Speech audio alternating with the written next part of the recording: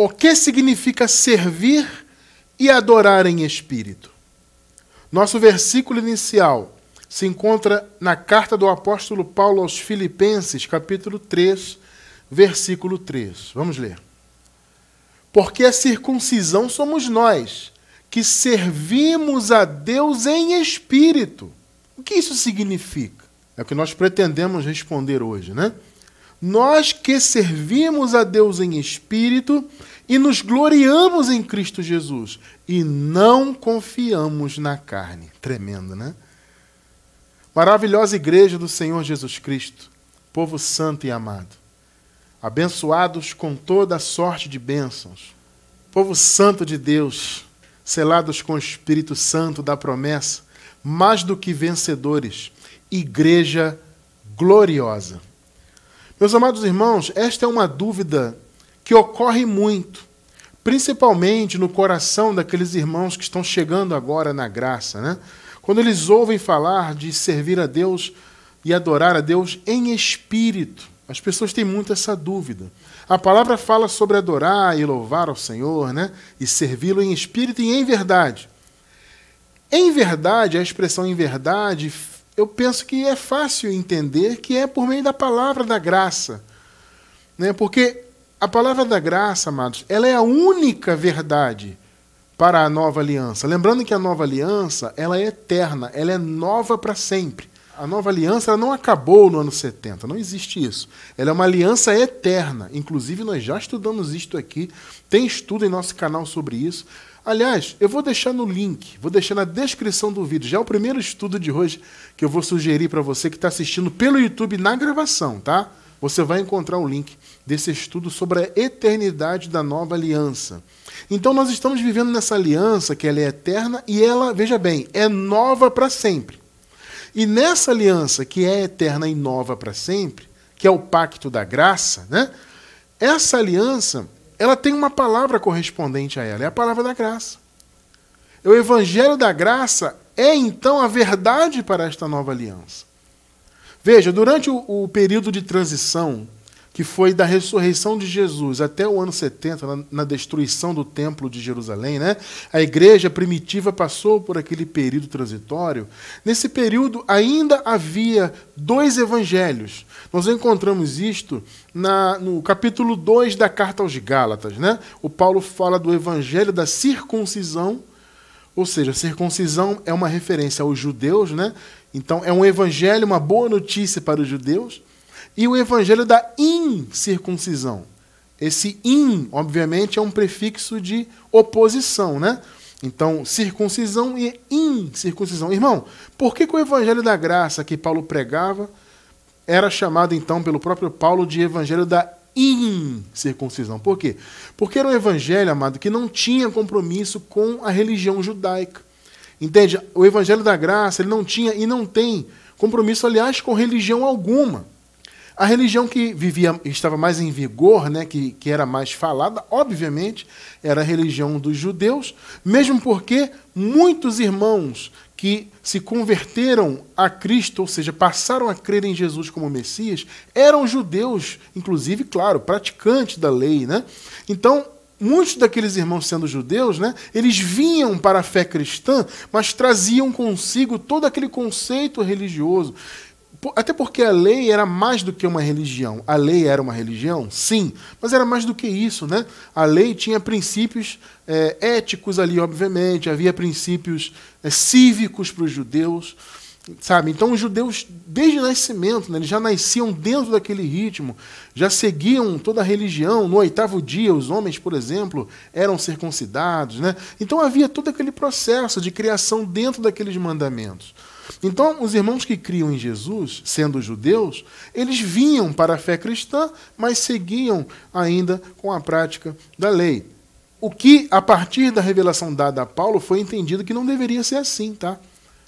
Esse é o ponto. No princípiozinho da igreja, não havia esse tipo de separação, mesmo porque no iniciozinho da igreja não se tinha noção de que os gentios, ou seja, os que não eram judeus, os que não eram israelitas, né, também participavam da família de Deus, né? Não havia esse entendimento. O entendimento era que tudo era apenas para os judeus, para Israel. Só que, na verdade, os gentios também faziam parte. Então, o apóstolo Paulo veio com essa visão de que o evangelho não era apenas para a circuncisão, ou seja, para os judeus. Circuncisão, judeus. Incircuncisão é para todos. Entende? Não só para os judeus, porque a incircuncisão, o evangelho da incircuncisão também é para os judeus. A gente vê isso ao longo do trabalho de Paulo, né? Ao longo do que Paulo escreveu, você percebe que nem mesmo os judeus deveriam viver mais debaixo da lei. A carta aos hebreus, inclusive, que os hebreus eram judeus, né? Então a carta que nós vemos na palavra escrita aos hebreus foi uma carta escrita justamente para abrir o entendimento dos judeus de que eles não deveriam viver debaixo da lei. Vocês percebem? A carta é toda para isso. Se você observar a carta, todo o conteúdo dela é voltado para isso. Para eles entenderem que Jesus, consequentemente a graça, a nova aliança, era superior a Moisés, era superior à antiga aliança. Que eles tinham que viver, portanto, na nova, não na antiga. É aquilo que eu acabei de falar agora, né? Eles vinham para a fé cristã, eles acreditavam em Jesus como Messias, como Salvador, porém continuavam naquele ritmo judaizante. Então veio a revelação da graça, o evangelho da incircuncisão, revelar que não havia necessidade de viver na religião, não havia necessidade de obras da lei, entende? Para ser filho de Deus, para ser um salvo, não havia. Primeiro que isso foi, né, a salvação foi predestinada. A posição de filho, filha de Deus, foi predestinada. Então não é pela atitude, não era e não é e nunca será, né? Pela atitude das pessoas, pelo suposto livre-arbítrio que as pessoas teriam para pertencer a Deus. Né? Existe essa ideia de livre-arbítrio, não, que o homem tem livre-arbítrio. Bom, o homem tem um arbítrio relativo. O arbítrio humano está limitado a essa vida terrena. Isso eu concordo. Nós podemos plantar e colher as sementes que nós quisermos, né? E vamos, obviamente, colher daquilo que plantarmos. Então, existe essa, por assim dizer, essa licença, vou chamar assim, né? Existe essa licença para que as pessoas plantem as sementes que quiserem, elas têm escolhas desta vida. Agora, escolher pertencer a Deus, aceitar a Jesus, como é o conceito que existe no mundo aí, no mundo religioso, né? 99,9% das chamadas igrejas dizem que a pessoa tem que aceitar Jesus. Que é a iniciativa dela pertencer a Deus, e não é. Então, enfim, a graça nos revela tudo isso, e essa graça, então, que era chamado evangelho da incircuncisão na época da igreja primitiva, porque haviam dois, repito, né? O evangelho da circuncisão e da incircuncisão, agora é só incircuncisão, que na verdade nem precisa mais ser chamada assim. Porque incircuncisão, como eu disse, era oposição à circuncisão. Oposição no sentido doutrinal, eu diria, no sentido de chamado, né? Porque um era um chamado para os judeus, que os discípulos de Jesus de Nazaré tinham, né? Que se tornaram apóstolos, né? Então eles tinham um chamado para os judeus. E Paulo para os gentios. Só que Paulo também foi levado aos judeus, né?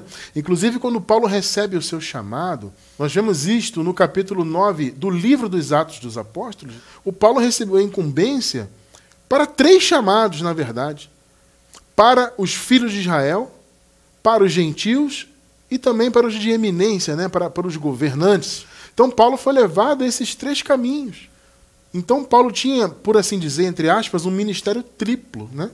Porque ele foi levado a falar para os judeus, sim, ele falava para muitos judeus, mas especialmente o chamado dele era para os não-judeus, né?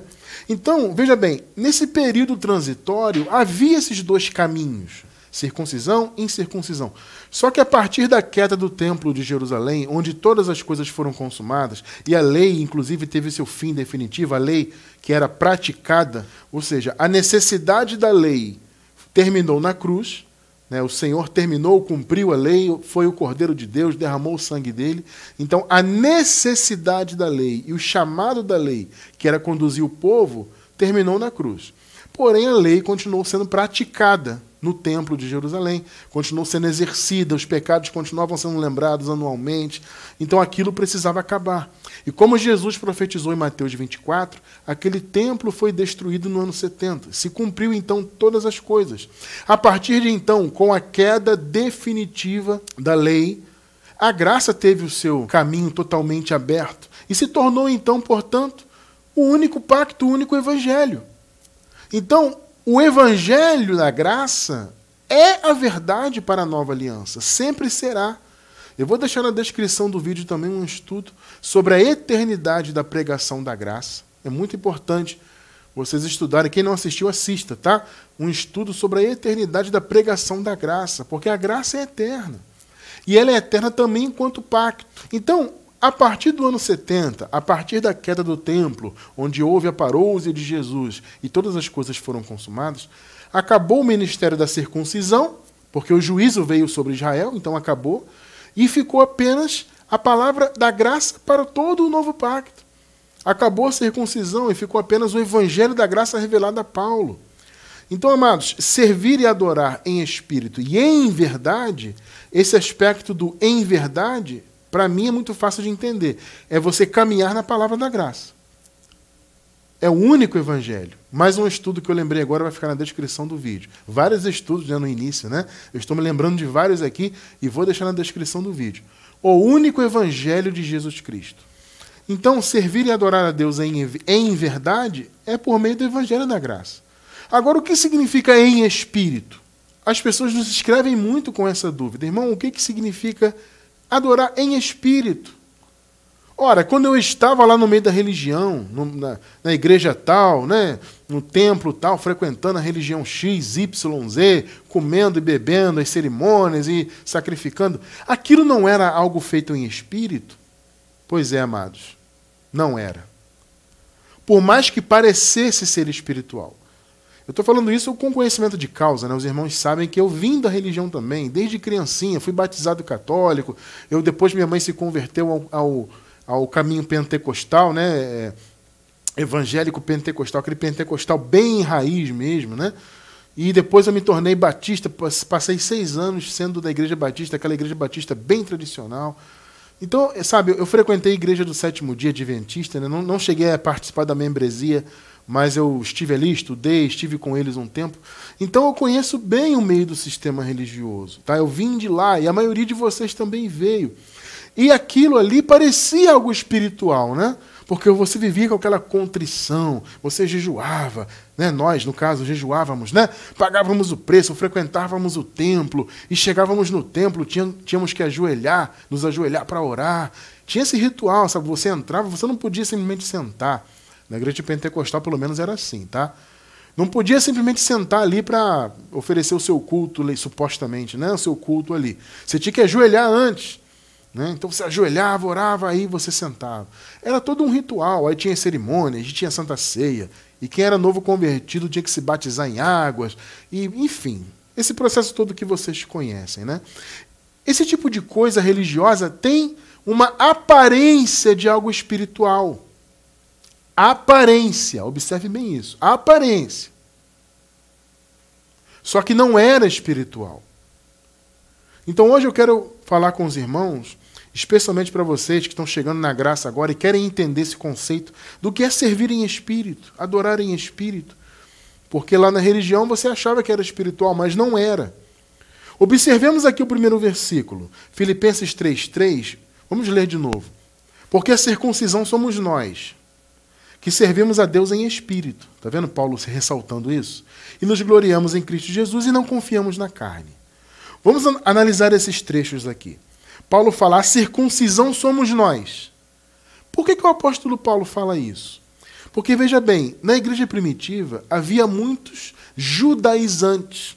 Irmão Cristiano, o que eram esses judaizantes? Eram pessoas que se converteram à fé cristã, como eu falei agora há pouco, mas que seguiam a religião judaica. Então, eles criam em Jesus? Sim. Mas eles defendiam a ideia de que as pessoas, mesmo crendo em Jesus, tinham que se manter debaixo de Moisés, ou seja, debaixo da lei. Tá? Moisés aqui como ícone, né, da lei. Então havia uma mistura, era um sincretismo, né? Porque a pessoa cria em Jesus, mas tinha que estar em Moisés. Você percebe que o evangelho da incircuncisão, ou seja, o evangelho da graça, ele prega justamente o contrário disso? Porque não pode haver mistura, não existe isso. O próprio Jesus disse, não se coloca remendo novo em odre velho. Percebe? Não se coloca. Então, não tem que misturar o novo com o velho. O novo pacto de um lado, o velho do outro. O velho já passou. O próprio Paulo disse, né? As coisas velhas passaram, tudo se fez novo. Então, se as coisas velhas passaram, não fazia sentido as pessoas viverem em Jesus e em Moisés ao mesmo tempo. Mas esse era o conceito dos judaizantes. Então, havia essas pessoas que iam de igreja em igreja, de reunião em reunião, de casa em casa, né? Porque as igrejas se reuniam nas casas dos irmãos. Então essas pessoas viviam invadindo as casas, né? O apóstolo Paulo chega a dizer que esses judaizantes transtornavam casas inteiras. Por quê? Porque eles iam de casa em casa transtornando o evangelho. Olha, vocês ouviram aí de Paulo, né, por exemplo, sobre a graça, porque eles não ouviam só de Paulo, né? Eles ouviam de Timóteo, ouviam de Tito, né, que haviam aprendido a graça com Paulo, né? Então, mas essas pessoas iam lá, olha, vocês estão ouvindo aí de Timóteo, vocês estão ouvindo aí de Tito, que são discípulos de Paulo, esse negócio de graça? Não, vocês têm que crer em Jesus, mas têm que se manter debaixo da lei. Inclusive, os que são gentios têm que ser circuncidados, os homens, no caso, né? E têm que estar submetidos a Moisés. Essa era a visão da circuncisão. Entende? O ministério da circuncisão fazia isso. Esses judaizantes, então, iam de casa em casa, segundo o apóstolo Paulo, transtornando casas inteiras, fazendo as pessoas ficarem confusas. Ora, eu ouvi de Paulo, ou no caso de um discípulo de Paulo, como Timóteo, como Tito, eu ouvi deles que eu tenho que viver na graça, eu fui chamado na graça, eu tenho que abrir mão de Moisés, mesmo eu sendo judeu. Aí vem o judaizante e diz que não, então havia esse conflito, né? Não, vocês têm que viver também em Moisés. E havia então, e eu entendo muito Paulo falar isso por causa do contexto, né? Havia ali também uma certa soberba. Aquele conceito de que, olha, nós somos a circuncisão, nós somos descendentes direto de Abraão. Então vocês têm que nos seguir. Essa questão de Paulo falar confiamos na carne é isso. Porque esse pessoal da circuncisão, eles se apresentavam na carne. Olha, nós somos descendentes de Abraão, nós somos judeus, nós somos israelitas de fato. Sabe, nós recebemos de Deus a lei, então vocês têm que nos ouvir. Ou seja, era uma apresentação na carne, né?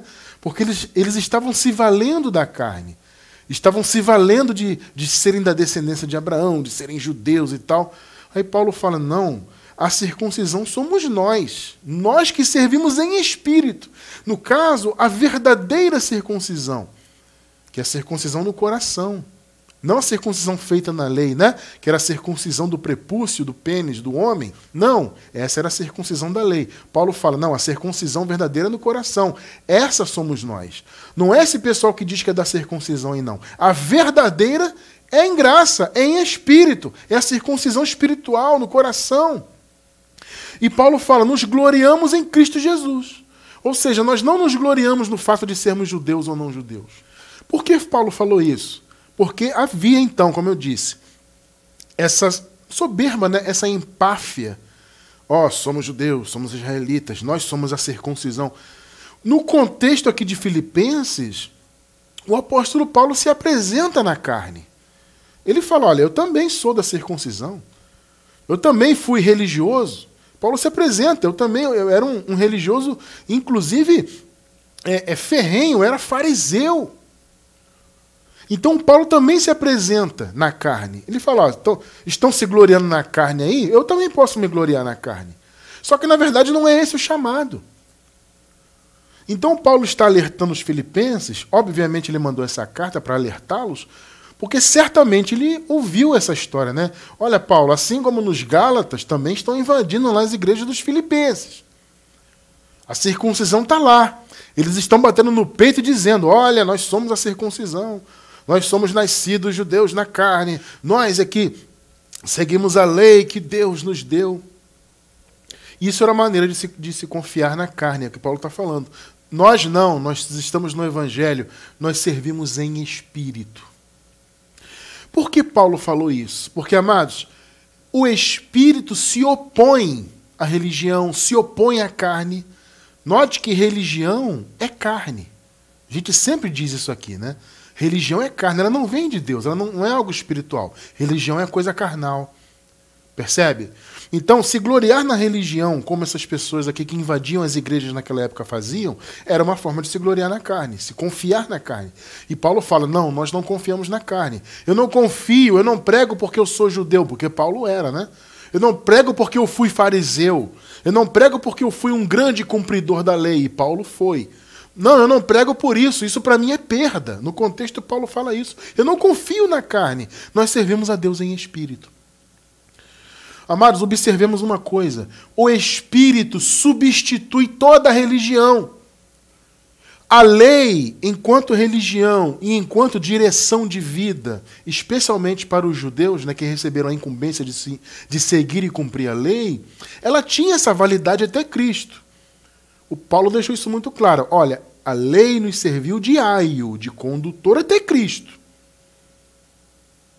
Então a lei teve essa importância de conduzir o povo, especialmente os judeus, né? A lei, amados, ela abrangeu o mundo inteiro no que tange a condenação, no que tange a colocar todos os seres humanos debaixo do pecado naquela época. Então, tanto judeus como não judeus, todos os povos, todas as nações, todas as etnias foram colocadas debaixo do pecado. A lei veio para diagnosticar o pecado e colocar todos debaixo do pecado. Paulo deixa isso muito claro no capítulo 3 da carta aos Romanos. Só que no que tange a seguir e cumprir a lei, né, esse chamado, essa incumbência de observar os mandamentos da lei, isso foi dado apenas para os judeus. Então, essas pessoas judaizantes se baseavam muito nisso. Os judeus receberam a lei, foram os únicos que receberam de Deus esse chamado, essa importância. Então havia uma exaltação da carne, né? Nesse sentido de que eles eram carnalmente judeus, descendentes de Abraão. E Paulo fala, não, é em espírito. O espírito substitui, então, tudo isso, amados. Entende? O espírito substituiu, então, a lei enquanto condutor. A gente vai ler isso aqui ao longo do estudo. Então aí você já começa a perceber o que é servir a Deus, adorar a Deus em espírito. Espírito se opõe à religião. Espírito, portanto, se opõe à lei de Moisés. Percebe? Ou você está na lei ou você está em espírito. Ou você está na religião evangélica, que tem muito da lei ali escondido, né? A gente sempre diz isso, né? Dentro das religiões chamadas cristãs, no âmago, tem a lei ali, só que está disfarçada.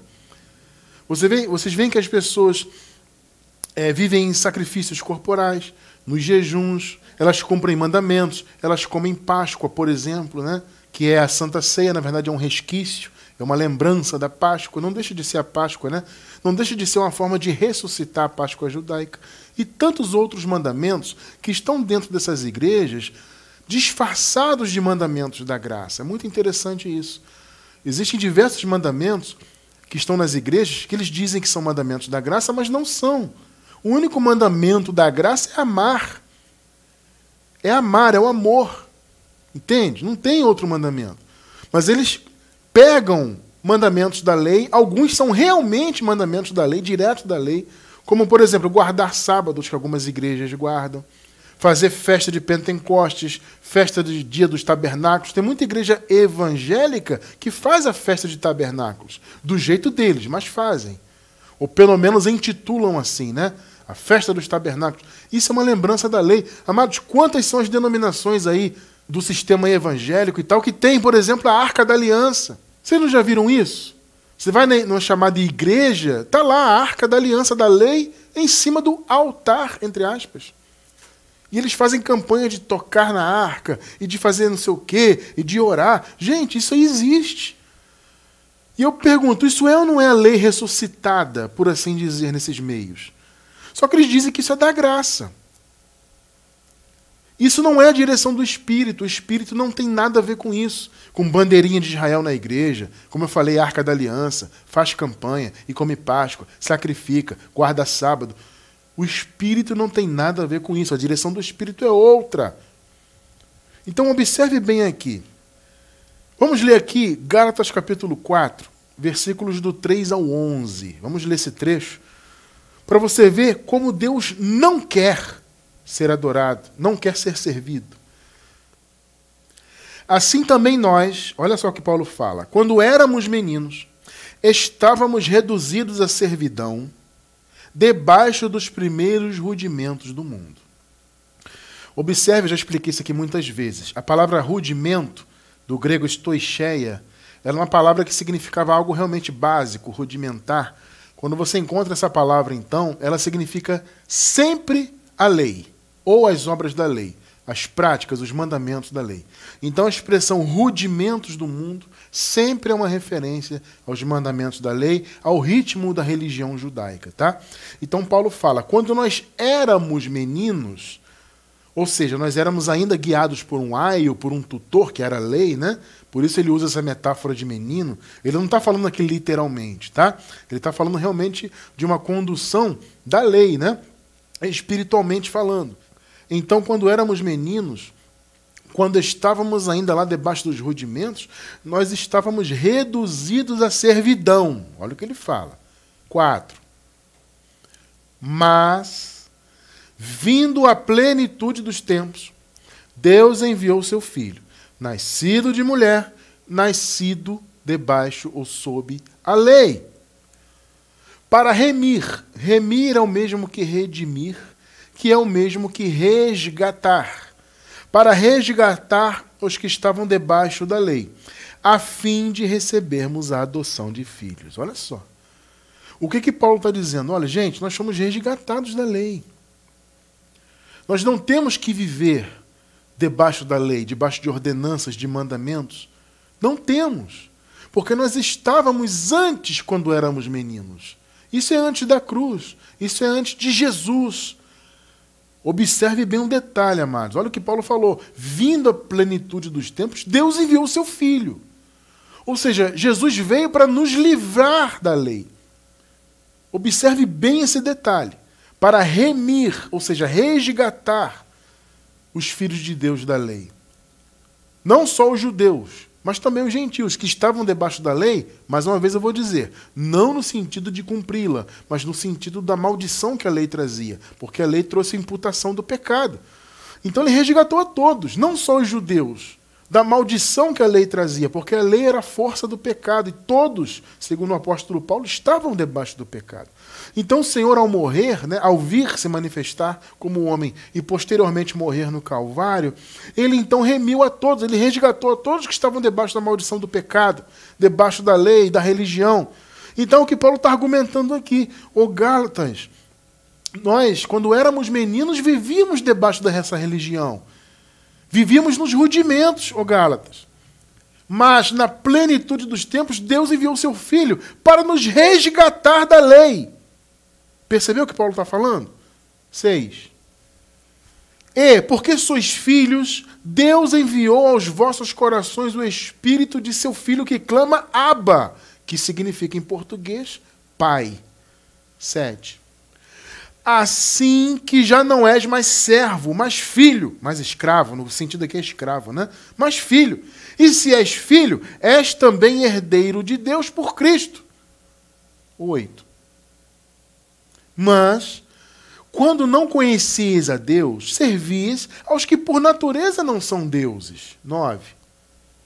Mas agora, conhecendo a Deus, veja só, observe o que Paulo está dizendo. Vocês conhecem a graça. Porque os Gálatas haviam sido criados em graça. Se eles conheciam a graça, o Evangelho, consequentemente eles conheciam a Deus. Vocês estão percebendo o que significa conhecer a Deus? Quando você conhece o Evangelho, você conhece a Deus, ou pelo menos aquilo que Deus permite, né? No Evangelho existe a revelação daquilo que Deus permite que nós conheçamos dele. Mas agora, conhecendo a Deus, aí Paulo fala, ou antes, sendo conhecidos por Deus, Paulo ressalta isso por quê? Porque, na verdade, foi Deus que conheceu o seu povo antes, né? Nós só conhecemos a Deus hoje, ou seja, só conhecemos o Evangelho, porque Deus nos conheceu antes. Paulo diz, né, os que de antemão conheceu, também os predestinou. Então foi Deus que conheceu antes. Mas agora, conhecendo a Deus, ou antes, sendo conhecidos por Deus, como tornais outra vez a esses rudimentos, olha só a palavra rudimentos de novo, a esses rudimentos fracos e pobres, aos quais de novo quereis servir. Gente, vocês estão percebendo a puxão de orelha que Paulo está dando aqui? Ô Gálatas, pelo amor de Deus, vocês foram criados em graça. Aí chega o pessoal da circuncisão aí e diz que vocês têm que guardar obras da lei, Gálatas. Nós estivemos debaixo da lei antes, quando éramos meninos. Mas o Senhor enviou o seu Filho, nascido de mulher, nascido debaixo da lei, para nos tirar de debaixo da lei, para nos resgatar dessa maldição. E vocês querem servir a Deus de novo por meio desses rudimentos? Gente, Gálatas estava sendo o que a chamada igreja hoje é. Sendo que os Gálatas foram criados em graça, estavam regredindo. E Paulo está dizendo, gente, nós somos guiados pelo Espírito, não mais pela lei. Vocês estão de novo querendo viver em rudimentos? Aí veja só o que ele diz no 10 e no 11. Guardai dias. Do que ele está falando aqui? Para mim é muito claro que é uma referência aos sábados, né? Guardai dias. Ô Gálatas, vocês estão guardando dias e meses e tempos e anos. Isso é uma referência a todos os mandamentos da lei relativos às festas judaicas. Né? Havia toda uma marcação, né? A festa dos tabernáculos, como eu falei, festa dos Pentecostes, festa da Lua Nova, e os sábados que eram semanais. Né? Então Paulo está dizendo, olha, vocês estão regredindo, quer dizer que agora vocês estão guardando dias e meses e tempos e anos? Receio de vós tenha eu trabalhado em vão para convosco. Olha só o que Paulo falou. Em outras palavras, se vocês agora estão debaixo da lei, se vocês voltaram a ser religiosos, se vocês estão guardando dias, meses, anos, então eu trabalhei em vão. Porque eu preguei a graça, levei o entendimento do Evangelho, vocês conheceram a Deus, porque conhecer a Deus é isso, né, como nós acabamos de ver, conhecer o Evangelho é conhecer a Deus. Deus se revela pelo seu Evangelho. Vocês o conheceram e já eram conhecidos dele. Agora vocês estão voltando para a religião? Guardando dias, sábados e festas e tudo mais? E circuncidando, né? Porque o povo da circuncisão queria que os homens se circuncidassem ali da igreja dos Gálatas. Os que não eram circuncidados, obviamente. Para cumprir a lei. Aí eu pergunto, isso é direção do Espírito? Não, não é, amados. Religião não é direção do Espírito. Percebe? Não é. Então aqui você está vendo o que não é servir a Deus em espírito. Mais uma vez eu digo, nós pensávamos que nós estávamos em espírito. Quando eu estava lá na Pentecostal, eu fui batizado em águas, né? Eu comia Santa Ceia todo mês, né? Eu praticava os jejuns, eu era fiel dizimista, e subia os montes, eu andava com as roupas que eles mandavam andar, e frequentava templo de pedra. Tudo isso eu pratiquei como religioso, como a maioria de vocês também praticou aí. Né? Então eu estava debaixo da religião. Eu te pergunto, eu era espiritual? Não, eu não era. Eu pensava que eu era. Né? Quando eu fazia um jejum, eu achava que eu estava espiritual. Né? Quando eu pagava o preço, quando eu estava frequentando, quando eu estava de joelho no pó, lambendo o pó da terra ali, orando e tal, eu achava aquilo tudo espiritual, mas não era. Não é a direção do Espírito viver em religião. O Paulo deixou claro, o Senhor Jesus se manifestou para nos remir disso. E vocês, Gálatas, estão voltando? Paulo ficou admirado. Como assim vocês estão voltando para isso aí? Os rudimentos fracos e pobres. Amados, olha, Jesus de Nazaré estava debaixo da lei. Jesus veio para cumprir a lei. Entende? Por isso ele estava debaixo dela. E mesmo assim ele alertou sobre a forma como Deus queria ser louvado e adorado. O Senhor deixou isso muito claro. Qual seria a verdadeira adoração, o verdadeiro serviço ao Senhor? João 4, esse é clássico, né? João 4, do 20 ao 24. Vou ler aqui a Nova Versão Internacional. Aqui no contexto, há uma mulher samaritana, né? Jesus pediu água para ela. E ela estranhou muito porque os judeus não se davam bem com os samaritanos, né? Então essa mulher estranhou, ela falou assim, você é judeu também pedindo água? E aí houve todo um argumento, né? Houve todo um diálogo ali. E ela fala aqui para Jesus, nossos antepassados, ou seja, os samaritanos, adoraram neste monte, que é o Monte Gerizim, né? Mas vocês, judeus, dizem que Jerusalém é o lugar onde se deve adorar. Então havia essa discussão. Olha, os samaritanos dizem que é no monte. Inclusive, eles haviam construído um templo nesse monte, que foi destruído, né? Antes de Cristo ainda. E eles adoravam então ali no pé do monte, mesmo sem templo. E os judeus diziam, não, a adoração é em Jerusalém, ou seja, dentro do templo de Jerusalém. 21. Jesus declarou, creia em mim, mulher. Está próxima a hora em que vocês não adorarão o Pai nem neste monte, nem em Jerusalém, mais especificamente no templo, né? Perceberam? Olha o que Jesus está dizendo. A adoração, mulher, não será restrita a espaços geográficos.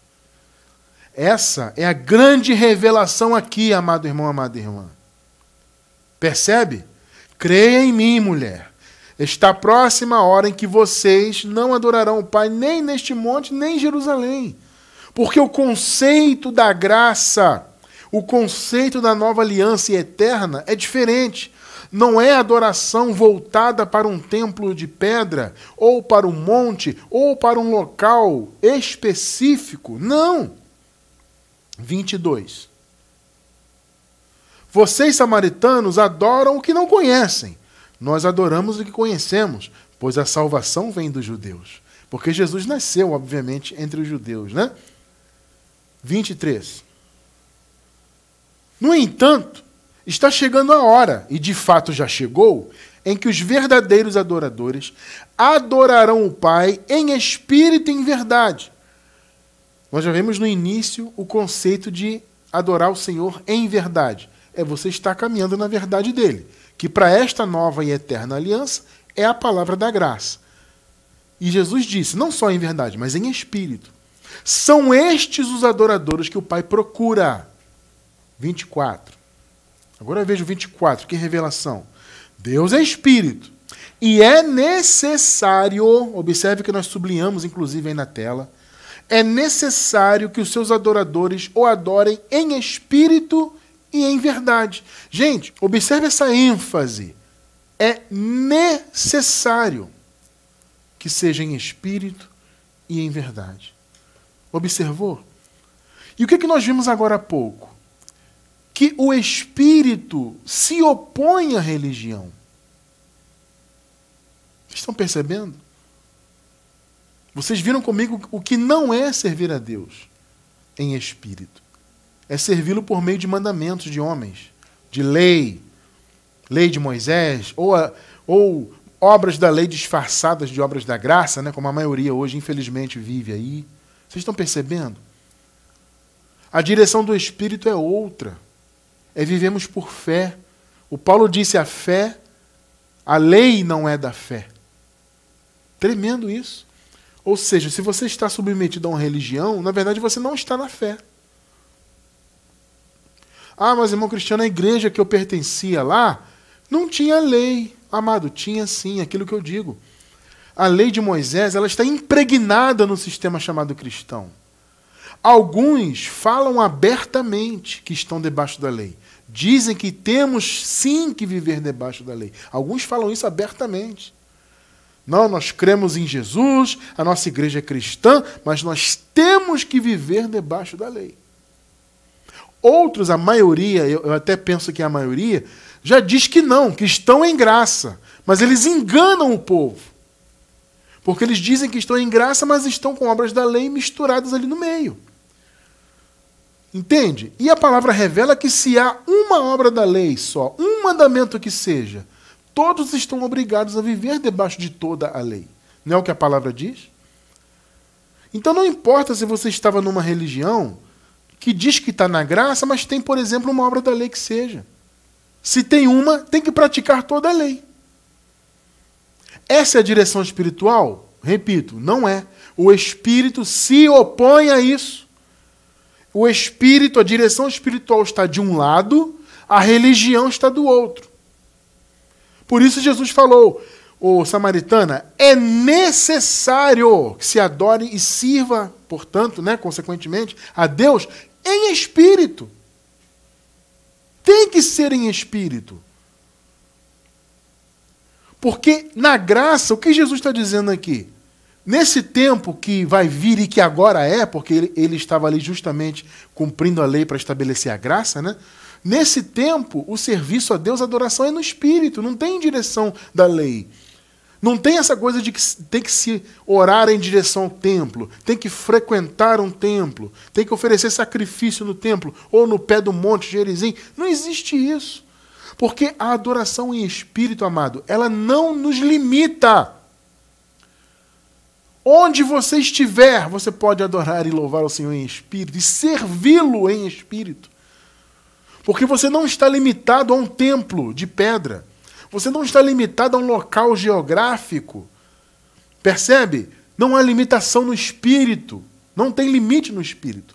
Onde quer que você esteja, Deus habita em você, você é um ser espiritual, tem um chamado espiritual e você pode e deve servir a Deus em espírito.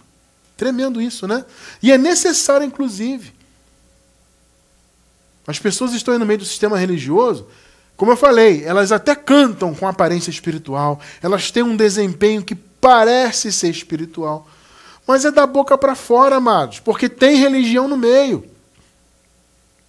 Onde tem religião, onde tem a lei de Moisés, onde tem mandamentos de homens, não existe a verdadeira adoração, o verdadeiro serviço a Deus. Veja só o que Jesus disse, Mateus 7, livro histórico de Mateus, capítulo 7, versículo 6. Respondeu-lhes, bem profetizou Isaías acerca de vós, hipócritas, como está escrito, este povo honra-me com os lábios, o seu coração, porém, está longe de mim. Que palavra dura que Jesus deu ali, hein? Sim ou não? Palavra dura. Vocês me honram com os lábios. Gente, você vai no sistema, as pessoas cantam lindamente. Tem bandas maravilhosas. Glória a Deus. Aleluia. Estamos aqui. E tal, e cantando. E se ajoelha, e chora. E... Vocês me honram com os lábios, mas o coração está longe. O que é o coração? O coração é a mente. A mente está longe. Por quê? Porque a mente está longe do Evangelho. Percebeu? A mente está longe do conhecimento, da revelação do Espírito. A mente de quem está no meio da religião é guiada pela religião, não pelo Espírito. Por isso que não há revelação do Evangelho. Entende? Por isso que eles vivem baseados em mandamentos de homens. Vivem só atrás de cumprir ordenanças, de participar de cerimônias, de andar de acordo com o que os mandamentos da igreja mandam, etc, etc. Cumprir tudo aquilo ali. Isso não é a direção do Espírito. Então a mente está longe. A pessoa pode cantar bonito, pode fazer uma peça teatral, pode dançar, né? Tem igreja que tem o ministério da dança, a pessoa vai lá, dança e tal. A pessoa até muitas das vezes é bem intencionada. A maioria é bem intencionada. Mas não adianta ser bem intencionado. Tem que ser em espírito. A mente, o coração não pode estar longe. Mas no meio da religião, a mente e o coração estão longe. A mente, que é o coração, né, está longe. Então a pessoa é bem intencionada, a maioria eu digo que é, acredito que seja, mas a mente está longe, então não é adoração verdadeira.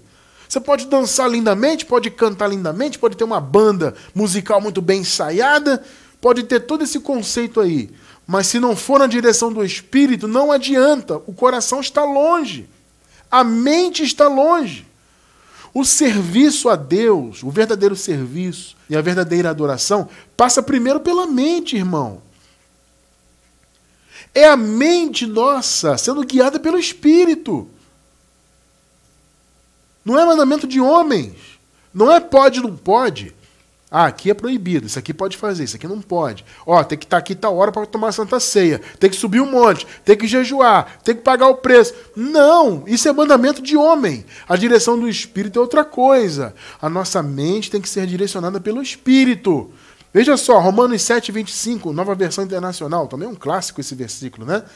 Graças a Deus por Jesus Cristo, nosso Senhor, de modo que, com a mente, eu próprio sou escravo da lei de Deus, mas com a carne da lei e do pecado. Vocês estão percebendo? Que, irmão Cristiano, o Paulo fala que ele, com a carne, servia a lei do pecado. Como assim? Amado, se você quiser entender essa questão do pecado, eu não vou entrar nisso hoje, que o tempo não permite, mas eu vou deixar na descrição do vídeo um estudo nosso sobre o pecado. O pecado não tem domínio sobre nós. Tá? Se você quiser se aprofundar nesse assunto de pecado, assista a esse estudo nosso. O pecado não tem domínio sobre nós. Tá? Então veja o que Paulo está dizendo. Com a mente eu sirvo a direção de Deus. Com a mente. Porque tudo passa pela mente. É a mente sendo guiada pelo Espírito. Mas, irmão Cristiano, como que o Espírito guia a nossa mente? Por meio da palavra do Evangelho da graça de Deus, que, repito, é a única verdade da nova aliança. Só existe um Evangelho, e este é o Evangelho da graça, o eterno Evangelho da graça. Quando você tem, da parte do Espírito, a revelação do Evangelho da graça, você está recebendo a direção do Espírito. E aí você vai servir e adorar a Deus em espírito, sendo guiado por Ele na mente. É o que Paulo falou, com a mente eu sirvo a Deus. É a nossa mente com o entendimento revelado pela palavra. E aí você serve e adora em espírito. Você se liberta da religião. Pode notar, irmão, quando você tem revelação da graça, imediatamente você se liberta das obras da lei. Você se liberta dos templos de pedra. Você não vê mais necessidade de frequentar templos de pedra e estar ali supostamente adorando a Deus, como se Deus só se manifestasse ali. Quando a graça te é revelada, você é guiado pelo Espírito. A sua mente é guiada pelo Espírito. O Espírito diz para você, por meio da palavra, qual deve ser o seu procedimento. Não é um homem te mandando fazer algo, não é um mandamento, não é uma letra gravada em pedra como era na lei. Não, é a direção do Espírito no seu coração, que é a sua mente. Nós somos filhos de Deus, amados, e como tais, somos guiados pelo Espírito. Você não pode ser guiado por mandamentos. Durante anos eu fui guiado por mandamentos, né? Como vocês sabem. Passei anos, 20 anos da minha vida, desde criancinha, né? Envolvido com mandamentos ali. Principalmente a partir da minha adolescência, né? No início da minha adolescência, quando eu fui, entre aspas, batizado na igreja pentecostal, né? Batizado nas águas ali, eu passei a ter um envolvimento ainda maior. Eu já era envolvido antes, né? No grupo de criancinhas, já tinha todo aquele ritmo religioso, mas a partir do início da minha adolescência eu me envolvi ainda mais, e eu achava que eu era espiritual, eu achava que eu estava servindo a Deus em espírito, e não estava.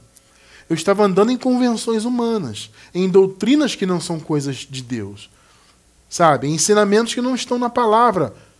Percebe? Isso não é a direção do Espírito. Gálatas 5, 18 e Romanos 8, 14. Vamos ler os dois. Mas, se vocês são guiados pelo Espírito, não estão debaixo da lei. Porque todos os que são guiados pelo Espírito de Deus são filhos de Deus. Percebeu, amado, qual deve ser a nossa direção? É o Espírito. Eu vou dizer, mais uma vez, Espírito e religião estão em lados opostos. O Espírito, a direção espiritual, veio substituir a direção que a lei trazia, em especial para os judeus ali. Percebe? O Espírito substitui isso. Ou você é guiado pelo Espírito, ou você é guiado por obras da lei e por religiões humanas. Seja qual for a religião, mesmo as que se dizem cristãs, entre aspas, né? Cristãs. Amados, é fácil observar isso. Você olha para as igrejas aí, você vê que a maioria das doutrinas não tem respaldo. Onde é que tem aceitar Jesus na Bíblia? Não tem. Onde tem perder salvação? Não tem, mas eles pregam que tem. Dizem que o Filho de Deus pode perder a salvação, que o Filho de Deus aceita Jesus, que o Filho de Deus tem que fazer a sua parte para ter a vida eterna. A maioria prega isso aí, que é por obras, mesmo que eles digam que não é. Mas a doutrina diz que é, porque se você pecar, entre aspas, perde a salvação. Se você não andar nas doutrinas, perde a salvação. Se você não for fiel dizimista, se você não comer Santa Ceia, se você não fizer o jejum, se você não guardar o sábado, perde a salvação. E eu pergunto, onde está isso na Bíblia? Não tem isso aí. Então é muito fácil você observar que não são guiados pelo Espírito. Se você acha que você, para ser salvo, tem que cumprir ordenanças, tem que frequentar um templo de pedra e tem que fazer isso e aquilo, você não está na direção do Espírito. Então você nunca vai servir a Deus em espírito no meio desse sistema. Nunca vai. Ao contrário, nós servimos a Deus de verdade em espírito, é fora desse sistema. É com boas obras. Percebe? É sendo luz do mundo, é cumprindo o nosso chamado como igreja de ser o sal da terra. Amado, quando você faz o bem para alguém, você está servindo a Deus. Quando no frio você pega um casaco seu, que seja velhinho, está ali, você nem está usando mais, você pega e dá para alguém que é necessitado para cobrir o frio de alguém, você está servindo a Deus. Quando você dá um prato de comida para alguém, você está servindo a Deus. Quando você ora por alguém, quando você leva a palavra da graça para alguém, para abrir o entendimento de alguém, você está servindo a Deus. Entende? Quando você é uma boa pessoa, quando você é uma pessoa honesta, e eu tenho certeza que todos nós somos, tá? No mundo aí está cheio de desonestidade. As pessoas roubam, as pessoas fazem o mal, mas você é a luz do mundo, você não faz. Você não rouba no seu trabalho. Você não pisa em ninguém no seu trabalho para subir. As pessoas fazem muito isso, né? Pisa no outro para alcançar um degrau maior no trabalho. Não, você não faz isso. Porque você é filho, você é luz. Isso é servir a Deus. É você iluminar o que está ao seu redor na sociedade. É você ser bom, é você viver em paz. Não, a direção do Espírito não é essa. Vivamos em paz com todos. É a direção do Espírito. Então, se você vive em paz, se você é uma pessoa do bem, se você faz o bem, entende? Se você ilumina o mundo, que esse, mais uma vez eu digo, é o nosso chamado como igreja, então se você ilumina a sua parte, vamos dizer assim, né, ao que está ao seu redor, você já está servindo a Deus. Essa é a direção do Espírito, é fazer o bem. Paulo fala, façamos o bem. Essa é a direção, é amar. Não tem outro mandamento. Não existe frequentar templo. Não existe fazer jejum na nova aliança. Ah, Cristiano, mas poxa, como assim não existe? Não existe, amado. Eu vou deixar na descrição do vídeo aí 2 estudos.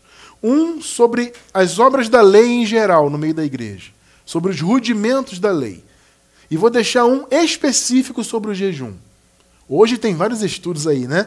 Na descrição do vídeo pela gravação no YouTube, tá? Para você entender que não tem que fazer jejum. Pelo contrário, você não tem que viver em rudimentos da lei. Isso não é a direção do Espírito. Então, a direção do Espírito para nós é o quê? É fazermos o bem e amar. É basicamente isso. Você não tem que seguir ordenança, não tem que viver em proibição nenhuma. Mas, Cristiano França, veja bem, eu sou livre para fazer o que eu quero? Claro que é. Mas você vai fazer o que convém a um filho de Deus. Entende? O verdadeiro, eu tenho isso muito no meu coração, amados. Que o verdadeiro filho do Senhor, aquele que é eleito dele mesmo, que tem o Espírito dele, ele nunca vai usar o Evangelho, a revelação, para praticar o mal deliberadamente. Não é que o Filho de Deus não pratique o mal, ele pratica eventualmente, contra a vontade dele. O Paulo deixou muito claro isso, amado. Quando Paulo fala na carta aos Romanos, no capítulo 7, né? Ele fala das obras da carne, ele fala de todo aquele processo e tal. Ele fala, olha, não sou eu que faço, não sou eu que quero, é a carne. Então, eventualmente, um filho de Deus pode fazer um mal contra a vontade dele. Agora, você ser deliberadamente mal, você prejudicar as pessoas, você ser mentiroso, você ser ladrão, desonesto, entende? Não fazer o bem para ninguém, não está nem aí para nada, sabe? Tem gente que é assim no mundo, não está aí para nada, não se preocupa com nada. Tem a oportunidade de ajudar alguém, não quer ajudar. Tem a oportunidade de orar por alguém, não ora. Tem a oportunidade de falar do Evangelho, não fala, para libertar uma vida. Percebe o que é servir a Deus? É isso. Servir em espírito, portanto, é servir na direção do Espírito. Servir em verdade é baseado na palavra da graça, que é a verdade. Você está entendendo o que é servir em espírito? Então não é praticar rudimentos do mundo, obras da lei, não é seguir ordenanças de homens, não é frequentar templos, sabe? Não é ser religioso. Servir em espírito é servir na direção da palavra que nos diz: sejam bons, vivam em paz com todos, façam o bem. É isso. É isso. Estou dizendo que é fácil? Não, não é. É evidente que não é. Mas é um chamado para nós como igreja. Então, amado, você não tem que ser religioso. Ah, vou ali frequentar um templo, vou fazer um jejumzinho hoje. Ah, hoje tem Santa Ceia, vou comer, vou me sentir espiritual. Gente, esquece isso. Você não tem que frequentar templo, sacrificar, fazer nada disso. Você tem que ser bom, fazer o bem, ajudar o próximo. É isso que você tem que fazer, basicamente. Amar. Isso é servir a Deus em espírito. O espírito se opõe à religião. Não é ser religioso, não é obra da lei, é a direção da palavra. É a sua mente cativa à revelação da palavra. 2 Coríntios 10:5 para encerrar. Derrubando raciocínios. Olha que tremendo. É o nosso chamado, né? Como ministros do Evangelho da Graça, é derrubar os raciocínios e toda altivez que se levanta contra o conhecimento de Deus. E levando cativo, olha só, todo pensamento à obediência a Cristo. Todo pensamento. Amado, é no pensamento que se serve a Deus. Se nós obedecemos a Cristo aqui, ó, tudo parte do pensamento. O pensamento revelado na palavra. Entende? Quando a palavra penetra no seu pensamento, ela te leva cativa a servir a Cristo, a obedecer. E obedecer ao que Jesus realmente mandou. As pessoas dizem que Jesus veio instituir religião.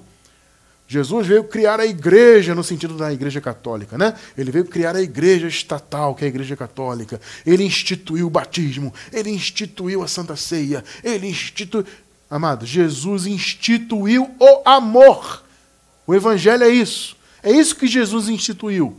Façam bem, vivam em paz com todos. Isso é servir a Deus em espírito. É na direção do Espírito. E repito, a direção do Espírito se opõe à direção religiosa, que são mandamentos de homens, cerimônias vazias, coisas que não trazem nenhum proveito.